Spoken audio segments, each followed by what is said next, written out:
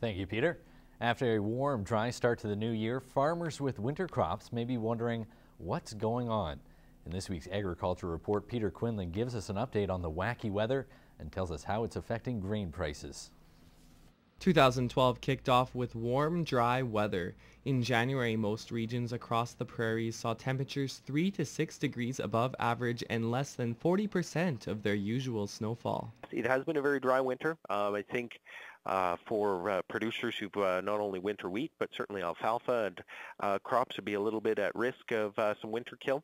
With the lack of snow, farmers may be concerned for their winter crops. However, McMillan says they should be okay. When we look at those temperatures, the level of snow cover, from our analysis, it would show that the crops that were at danger were the ones that may have been planted quite late, didn't have much snow cover, or were had very limited snow cover.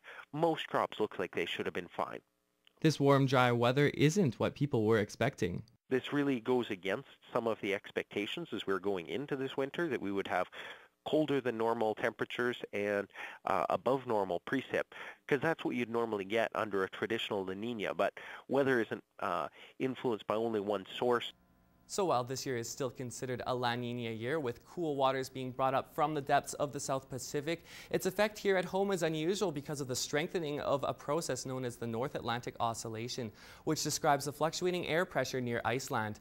This year is a positive oscillation of that cycle that causes cool air to flood into Europe, and it also pulls the jet stream further to the east of our area, allowing the warm, dry air from the south and west onto the prairies, and for the most part, keeping the cold, frigid air in the Arctic locked up in the north. So while Canada's weather isn't impacting the markets too much, Europe's cold, snowy conditions are bringing some optimism to grain prices. It's a very good thick snowpack that should insulate that crop. Weather models are now showing above average temperatures and around normal precipitation for the rest of the winter. Peter Quinlan, Newcap News. The Agriculture Report is brought to you by Novlin Brothers in Lloydminster. Find the best in versatile and Kubota machinery. Novlin Brothers, serving you better. Coming up, the federal government has given the green light to build a new attraction in Alberta's Jasper National Park.